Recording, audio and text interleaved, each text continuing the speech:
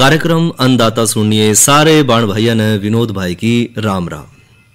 किसान भाइयों, आज अन्नदाता कार्यक्रम में चर्चा करेंगे खेती में डिजिटलीकरण के महत्व पे और साथ में भाइयों चर्चा करेंगे नई फसल नई उमंग के तहत पपीते के बाग लगाने में सावधानियों पे और लेंगे भाइयों जानकारी पशुओं में प्रसूति बुखार के कारण लक्षण और उसके उपचार पे और करवाओगे भैया का मनोरंजन भी और साथ में जो दूसरे समसामयिक विषय हैं उन पर भी करेंगे चर्चा। तो भाइयों शुरुआत करें कृषि में डिजिटलीकरण के महत्व पे। किसान भाइयों, हालांकि जो अपना हरियाणा जो है वो देश के कुल भौगोलिक क्षेत्र का लगभग 1.4% है, लेकिन उसके बावजूद भी भाइयों केंद्रीय पूल में 17% खाद्यान्न का योगदान अपना अकेला हरियाणा कर रहा है। और इसलिए भाइयों देश का जो खाद्यान्न पूल जो है वो हरियाणा ही माना जावा है। और हालांकि हाल के कई वर्षों में देखा गया है कि अपने राज्य में जो मुख्य फसल है उसका उत्पादन अब स्थिर हो गया है, यानी कि जितनी भी आधुनिक तकनीक हम इस्तेमाल कर रहे थे अब वो पर्याप्त नहीं रही है। इसलिए समय के साथ जो है हमने अपनी जो तकनीक है वो और ज़्यादा उन्नत करने की ज़रूरत है।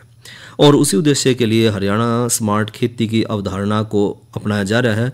और साथ ही साथ भाइयों क्योंकि जो ये स्मार्ट खेती है उसमें अभिनव सटीक और सुसंगत भी है, या क्योंकि जैसे कि ड्रोन का उपयोग करना है, रिमोट सेंसिंग है, नैनो उर्वरक है, लाभार्थी योजनाओं के लिए किसानों के डेटाबेस के भौगोलिक स्थान का उपयोग करने से जो है फसल सत्यापन इत्यादि इस तरह की बहुत सारी जो योजनाएं हैं उन या जो तकनीक है उनके माध्यम से जो है किसान भाइयों की जो उपज है वो भी बढ़ेगी, साथ ही उनकी आमदनी में भी बढ़ोतरी होगी। और कृषि और हमारे जो कृषक समुदाय हैं उनके सतत विकास को सुनिश्चित करने खातिर जो हितकारक हैं जैसे कि राष्ट्रीय और अंतर्राष्ट्रीय प्राधिकरण हैं, किसानों या वाणिज्यिक इकाई इत्यादि हैं, उनके द्वारा जो है फसल प्रबंधन और उत्पादन के बारे में जो सामयिक और विश्वसनीय आंकड़े हैं उनको बहुत उपयोगी माना भी जावा है। और साथ ही भाइयों हरियाणा सरकार ने जो है कृषि और किसान कल्याण जो विभाग है उसके तत्वाधान में माटी पानी और हवा के संरक्षण को भी ध्यान में रखते हुए लाभार्थियों के लिए कई तरह की योजनाएं शुरू करी है। और जो उभरती हुई प्रौद्योगिकी है वो हमारा आगे का रास्ता है, क्योंकि कृषि और किसान कल्याण मंत्रालय भारत सरकार जो है वो कृषि के लिए राष्ट्रीय ई गवर्नेंस योजना के तहत जो है देश में डिजिटल खेती न बढ़ावा देने की इरादा देता है, इस पर काम कर रही है। और डिजिटल खेती जो है उसका तात्पर्य भाइयों नई उभरती हुई जो प्रौद्योगिकी है उसका उपयोग करना, ताकि जो किसान भाई है उसकी जो क्षमता है उसमें और सुधार लाया जा सके और किसानों की आय जो है वो बढ़ाई जा सके। साथ ही जो भारतीय खेती है उसके आधुनिकीकरण में परिवर्तनकारी भूमिका भी निभा रही है, क्योंकि खेती के जो आधुनिक प्रबंधन है उसमें जो संभावित जो घटक हैं जैसे रिमोट सेंसिंग हो गया, भौगोलिक सूचना प्रौद्योगिकी है, डेटा एनालिटिक्स है या आर्टिफिशियल इंटेलिजेंस है, मशीन लर्निंग है, ब्लॉकचेन है, इंटरनेट ऑफ थिंग्स है, ये सारी उभरती हुई जो प्रौद्योगिकी है वो सटीक कृषि के साधन प्रदान कर रही हैं जो कि प्रभावी संसाधन उपयोग में सहायता कर रहे हैं। और कृषि विभाग हरियाणा ने जो है पहले ही एक IT सेल स्थापित करी है जो कि विभाग की जो अलग अलग योजना है और कार्यक्रम हैं उनको IT सहायता प्रदान कर रही हैं। और किसान जो है वो इनसे अपनी है जो सेवाएं ले सके हैं। और इनके एक व्यापक ऑनलाइन पोर्टल मेरी फसल मेरा ब्यौरा वो भी विकसित किया गया है, जिसमें मेरा पानी मेरी विरासत और साथ में भाइयों PM किसान या फसल विविधीकरण भावांतर भरपाई योजना ऐसी बहुत सारी योजनाएं हैं जिनको एक साथ इकट्ठा करके इस पोर्टल के माध्यम से संचालित किया जा रहा है। और कार्यक्रमों को और ज़्यादा विकसित करने के लिए जो है उभरती जो डिजिटल जो प्रौद्योगिकी है उसकी क्षमताओं का लाभ उठा के जो है किसान भाई की उन्नति और तरक्की जो है वो इस क्षेत्र में करी जा सके है। साथ ही भाइयों जलवायु परिवर्तन है और जो औद्योगिक विकास है जिसकी पहुंच विश्व स्तर पर उपलब्ध जितनी भी समस्त भूमि है उससे अपेक्षित है। और आने वाले सालों में तो भाइयों प्रभावी और टिकाऊ जमीन जो है उपयोग फसल परिणाम प्राप्त करने खातिर भाइयों एक उचित समाधान भी होगा। और हम जो रिमोट सेंसिंग तकनीक की मदद से एक क्षेत्र का नक्शा बनाने में और नई जो अंतर्दृष्टि विकसित करने के लिए भी जो है ड्रोन का उपयोग कर रहे हैं। और ड्रोन जो है वो किसानों के लिए इनपुट यानी कि जो बीज है, उर्वरक है, पानी है उसके उपयोग को भी अनुकूलित करे है। साथ ही जो संभावित खतरे हैं जिस तरह की खरपतवार हो गया, कीट है, कवक है, और उन पे भी भाइयों तेजी से जो है प्रतिक्रिया करने में, समय बचाने में, समय पे फसल उत्पादन में सुधार करने में और उपज का जो अनुमान लगाने में भी हमारी बहुत मदद करे है। साथ ही ड्रोन का उपयोग भाइयों फसल रकबे का अनुमान लगाने में और जो प्राकृतिक आपदा के कारण फसल में नुकसान हो जाए उसका आकलन करने में भी बहुत मदद करे। बात करें भाइयों मेरी फसल मेरा ब्यौरा की, तो मेरी फसल मेरा ब्यौरा राज्य सरकार की एक प्रमुख योजना है जिसमें किसान भाई जो है न्यूनतम समर्थन मूल्य पर अपनी फसल बेचने और कृषि और किसान कल्याण विभाग की जो अन्य योजनाएं हैं उसका लाभ प्राप्त करने खातिर अपना पंजीकरण करवा रहे हैं। और जो किसान भाई जिन्हें नहीं करवाया है तो उन तभी सुझाव है कि वो अपना पंजीकरण मेरी फसल मेरा ब्यौरा पर जरूर करवाएं, ताकि सरकार की जो भी योजना है, सब्सिडी है, जितने भी सरकार उपकरण प्रदान कर रही है उन सब पर किसान भाई जो उसका फ़ायदा ले पाएं।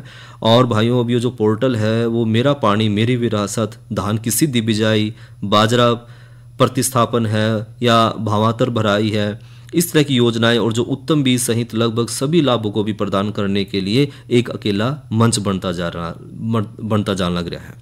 और पोर्टल में भाइयों एक शिकायत निवारण तंत्र भी है जहां जो पीड़ित किसान है वो अपनी आपत्तियां हैं, समस्या है वो दर्ज करा सके हैं।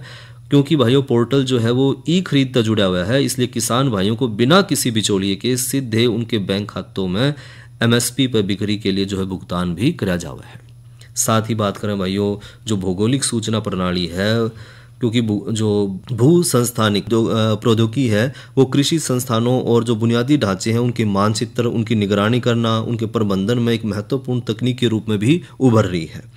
और जो चल रही योजनाओं में स्थानीय जो योजना है उन्हें तैयार कर हम रिमोट सेंसिंग है, भौगोलिक सूचना प्रणाली है, उनकी उपयोगिता और आवश्यकता को देखते हुए जो है कई तरह की एजेंसियों से आवश्यक उपग्रह डाटा और GIS जो परतें हैं उनको प्राप्त करके GIS प्रयोगशाला स्थापित करके उन पे भी विचार कराया जा रहा है। और साथ ही भाइयों एकीकृत किसान डेटाबेस, जो भारत सरकार किसान डेटाबेस तैयार करने पर जोर दे रही है, तो जो केंद्र सरकार और राज्य सरकार है वो अलग अलग कृषि संबंधी जो योजना है उनके लिए योजना प्रक्रिया का मूल डाटा है वो तैयार कर रही हैं। और इस डाटा तक भाइयों भूमि रिकॉर्ड और विभिन्न जो योजनाएं हैं उनके तहत उपलब्ध अन्य डाटा के साथ एकीकृत किया जाएगा, जिससे किसान भाई जो है वो डेटाबेस में प्रत्येक किसान की एक विशिष्ट ID, उसकी ज़मीन का रिकॉर्ड और केंद्र और राज्य सरकार की अलग अलग योजनाओं के तहत किसान भाइयों को जो प्राप्त लाभ है उसका भी रिकॉर्ड दर्ज किया जाओ। और फसल विविधीकरण जो कार्यक्रम है CDP, वो राज्य में फसल विविधीकरण कार्यक्रम 2013-14 तक CDP यानी कि राष्ट्रीय कृषि विकास योजना और CDP राज्य परियोजना के माध्यम से लागू किया जा रहा है, ताकि किसान भाई जो है गेहूं धान फसल रोटेशन कम करके उसकी जगह मक्का है, कपास है, दलहन है, तिलहन जैसी जो वैकल्पिक फसल हैं उनको बढ़ावा दिया जा सके। और फसल विविधीकरण कार्यक्रम के तहत धन जो है वो RKVY और राज्य योजना के माध्यम से ही किसान भाइयों को प्रदान किया जाए। इसके साथ भाइयों मेरा पानी मेरी विरासत, हरियाणा राज्य में जो खरीफ 2020 के दौरान जो है मेरा पानी मेरी विरासत नाम से एक नई फसल विविधीकरण योजना शुरू करी गई थी। और धान की जगह भाइयों कपास, बाजरा, खरीफ दालें हैं, मक्का है, बागवानी है, सब्जियां हैं, उनको लगाने के लिए जो है 7,000 रुपये प्रति एकड़ प्रोत्साहन राशि भी किसान भाइयों को दी गई। और इस योजना के तहत भाइयों लगभग 52,000 एकड़ क्षेत्र का जो है विविधीकरण कराया गया। और साल 2021 में जो पात्र किसान भाई थे उनको प्रोत्साहन के रूप में 31 करोड़ रुपये भी प्रदान करे गए। और प्रोत्साहन राशि राज्य जो है प्लान योजना के माध्यम से सीधे किसान भाइयों के खाते में जो है प्रदान करी जाए। और ये योजना लगातार आगे भी काम कर रही है और किसान भाई जो है इससे फ़ायदा भी उठा रहे हैं। इसी तरह भाइयों फार्म मशीनीकरण, राज्य में जो कृषि मशीनीकरण है उसको भी बढ़ावा देने के लिए 2 प्रमुख योजनाएं चलाई जा रही हैं। और इस परियोजना के माध्यम से जो है कृषि मशीनीकरण को भी बढ़ावा दिया जा रहा है और कृषि मशीनीकरण उप मिशन को लागू किया जा रहा है। और योजना का भाइयों मुख्य जो फोकस है वो है फसल अवशेष जलाने पर अंकुश लगाना। इसके परिणाम स्वरूप भाइयों पर्यावरण का जो है एक तो प्रदूषण वो है उसको नियंत्रित किया जाएगा। और योजनागत प्रत्येक जो कृषक है उसको 50% अनुदान पर मशीन भी उपलब्ध कराने का प्रावधान है। इसके अलावा भाइयों छोटे और जो सीमांत किसान भाई हैं उनको मामूली किराए पर जो है महंगी मशीन की उपलब्धता सुनिश्चित कराने के लिए भी जो है कस्टम हायरिंग सेंटर की स्थापना के लिए 80% तक सब्सिडी भी प्रदान करी जा रही है। और साथ ही साथ भाइयों कृषि अवसंरचना कोष यानी कि जो कृषि विकास के जो बुनियादी ढांचे हैं उसकी बहुत बड़ी महत्वपूर्ण भूमिका है, जिससे जो किसान भाई अपने उत्पाद के मूल्यवर्धन के साथ साथ फसलों की कटाई उपरांत जो है बेहतर प्रबंधन के माध्यम से नुकसान को कम से कम करके किसान भाइयों की आय में बढ़ोतरी करी जा सके है। तो इस तरह जो किसान भाई हैं वो अलग अलग जो योजनाएं हैं या जो खेती बाड़ी में जो नई नई तकनीक आ रही हैं, चाहे वो ड्रोन का उपयोग है, रिमोट सेंसिंग है, नैनो उर्वरक हैं, तो इन सब का प्रयोग करके जो किसान भाई अपनी आमदनी ने और आगे बढ़ा सकते। और भाइयों ये बात करें कल के कृषि कार्यक्रम की, तो कल भाइयों कार्यक्रम में चर्चा करेंगे आय का अच्छा साधन मधुमक्खी पालन, और साथ में भाइयों चर्चा करेंगे आज की नसीहत के तहत फलों के फटने की समस्या और उसकी रोकथाम पे, और जानकारी लेंगे प्राकृतिक खेती में नीम पेस्ट बनाने की विधि पे, और साथ ही जो है महत्वपूर्ण विषय पे भी एक भेंट वार्ता सुनाऊंगे कल भैया ने, मिट्टी और पानी का परीक्षण कब करवावें, क्यों करवावें और कैसे करवाएं। और बात करें भाइयों मौसम की, तो आज का जो अधिकतम तापमान है वो रहा 29 डिग्री सेंटीग्रेड और न्यूनतम तापमान रहा 16 डिग्री सेंटीग्रेड, और आने वाले कल का अधिकतम तापमान रहने की संभावना है 32 डिग्री सेंटीग्रेड और न्यूनतम तापमान रहने की संभावना है 16 डिग्री सेंटीग्रेड। और साथ ही भाइयों प्रदेश के कुछ हिस्सों में जो है छिटपुट बूंदाबांदी या तेज हवा चलने की भी आगे जो है कल और परसों आशंका रहेगी। और इब करवाएं भाइयों का मनोरंजन, लेकिन एक अंतराल के बाद। मन की बात है जन जन की, सभी की कुछ अपनी सी, संघर्षों के कुछ किस्से, कहानी कुछ सफलताओं की, अनकही विरासत की, उम्मीदें नए भारत की। महीने के आखिरी रविवार का रहता है इंतजार, मलयाचल के आंचल से विंध्याचल के आंगन तक, ब्रह्मपुत्र के घाट से हिमालय के विस्तार तक होती है मन की बात प्रधानमंत्री के साथ। तो सुनिए इस महीने 30 मार्च सुबह 11 बजे मन की बात आकाशवाणी और दूरदर्शन के सभी चैनलों पर। इसके अतिरिक्त आकाशवाणी और दूरदर्शन के YouTube चैनल और प्रसार भारती के ऐप न्यूज ऑन एयर पर सजीव प्रसारण लाइव स्ट्रीमिंग के माध्यम से। तो याद रखें, रविवार 30 मार्च सुबह 11 बजे मन की बात। एक जमाने से कहानी है सुना रही आकाशवाणी, फिर आया एंटरटेनमेंट का रेवोल्यूशन, जब कोने कोने पहुंचा दूरदर्शन। कहानी नहीं बदली, स्टाइल गया है बदल। जो कहानियां हम सुनते आए देखते आए, अब वही वैसी ही कहानी सुनाएगा digital. Download waves OTT app now and watch for free. के अंगार, दुल्हन का करके श्रृंगार, पूरा देखना है ना, लीजिए। आखिर क्यों आई अपने साजन के द्वार। ससुराल झुमकी का सोमवार से गुरुवार रात 8:30 बजे, पुनः प्रसारण सुबह 11 बजे, सिर्फ DD नेशनल पर।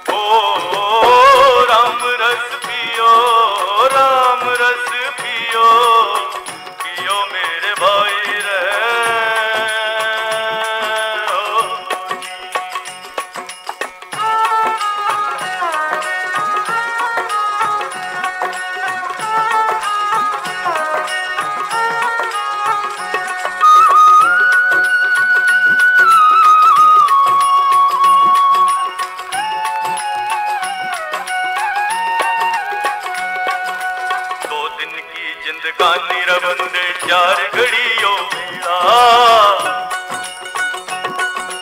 2 दिन की जिंदगानी रबंदे 4 घड़ियों मेरा, एक दिन सब न जाना रहोगा हो, एक दिन सब न जाना रहोगा, करे क्यों मंगाई मेरे भाई रे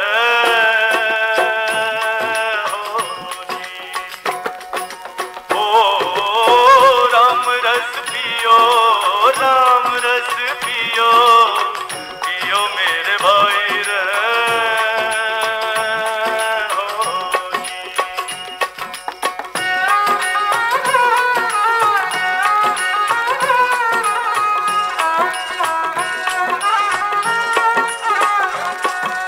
प्रीत करनिया धोखा खागे दुनिया के मेले में, करनिया धोखा खागे दुनिया के मेले में, मेल मिलाप बनाया उसने हो, मेल मिलाप बनाया उसने, बना दी जुदाई मेरे भाई रे हो जी। ओ राम रस पियो, राम रस पियो, पियो मेरे भाई रे हो जी।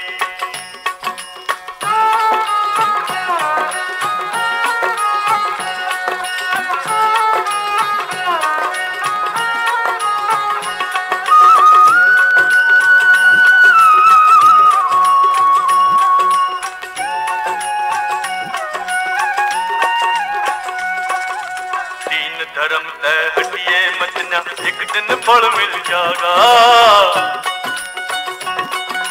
दीन धर्म तय हटिए मचना, एक दिन फल मिल जाएगा, कर ले जान हरि कर बंदे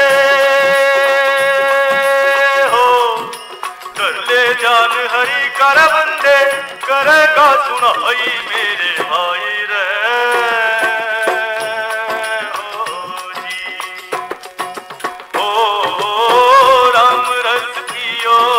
राम रस पियो, पियो मेरे भाई रे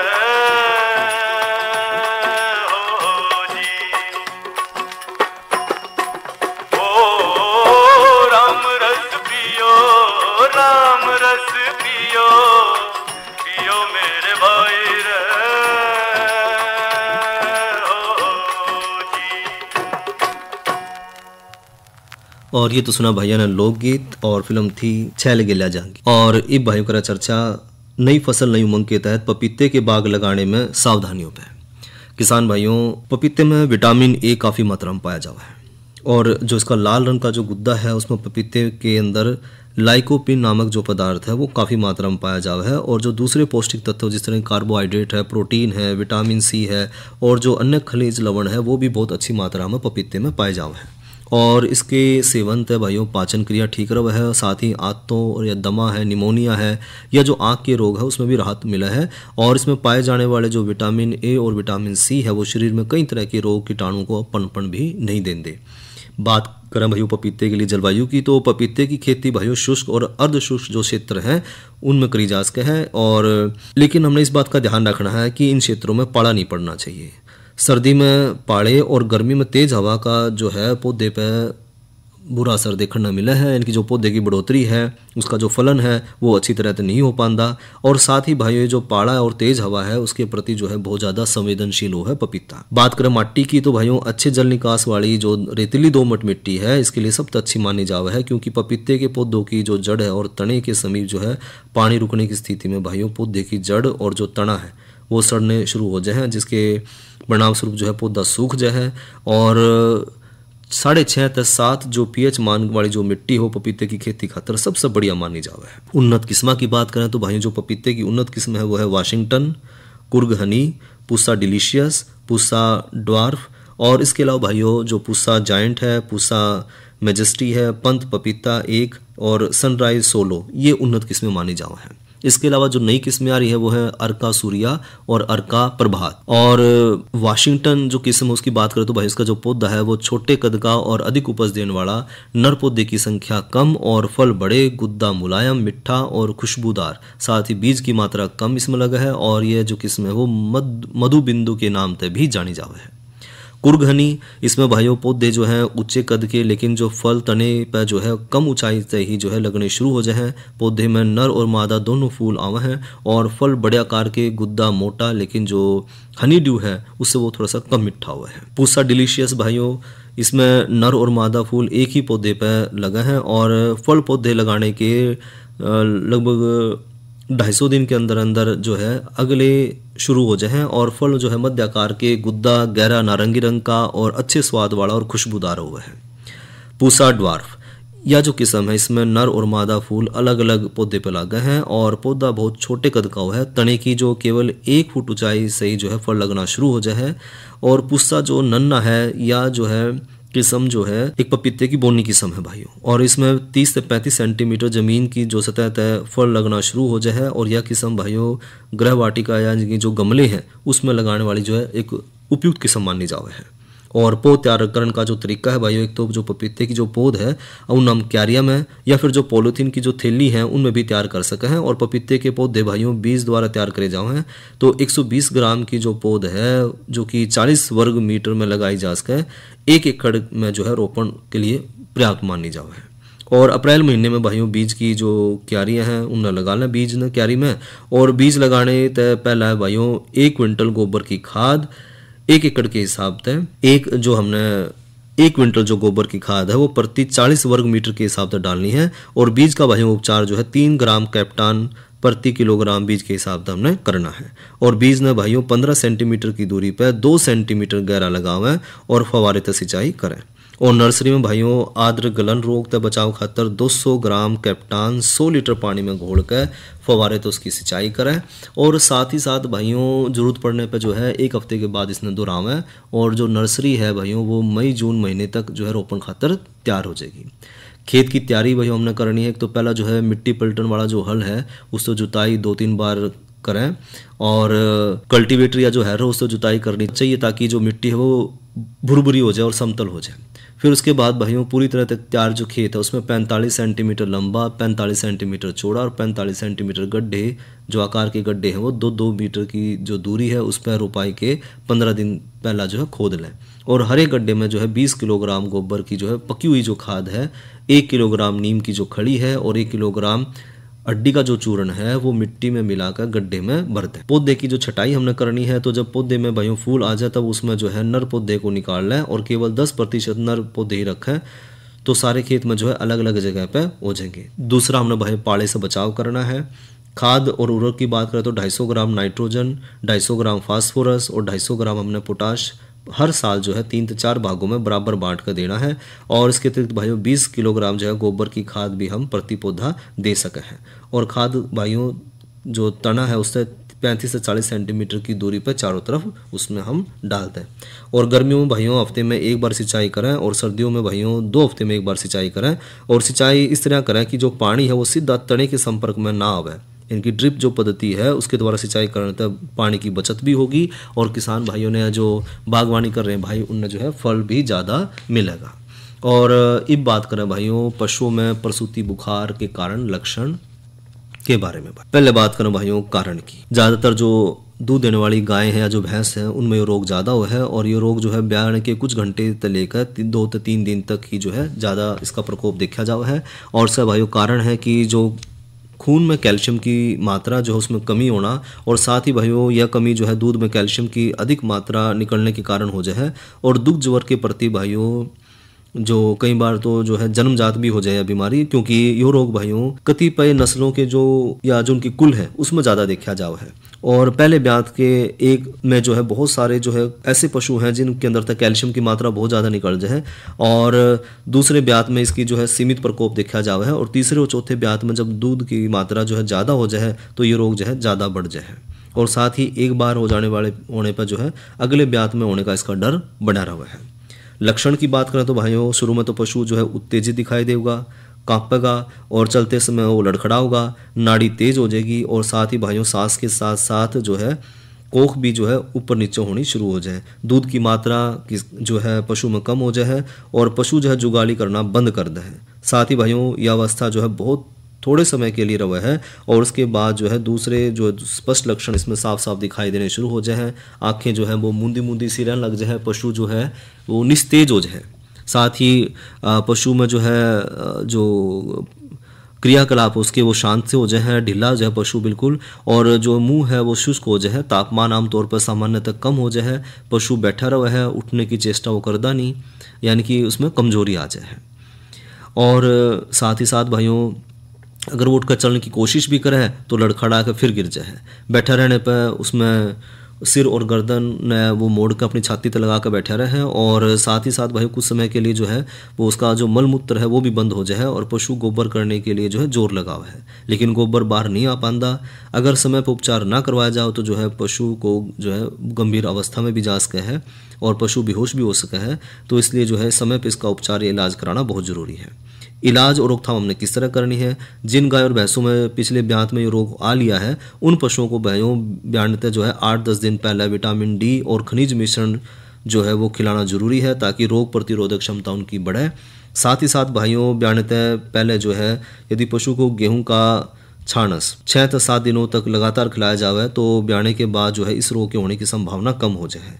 और ब्याणे के बाद भाइयों पशु का पूरा ध्यान जरूर रखें। कोई भी लक्षण अगर दिखाई देवा तो तुरंत जो है पशु चिकित्सक तय मिलें और जो है डॉक्टर तय समय पर दिखाकर अपने पशु का इलाज करो। तो ये तो भाइयों करी चर्चा जो है पशुओं में होने वाले प्रसूति बुखार की, और इसी के साथ भाइयों आज का अन्नदाता कार्यक्रम का समय यहीं तक। अपने भाई विनोद ने दो इजाजत। अच्छा भाइयों, राम राम।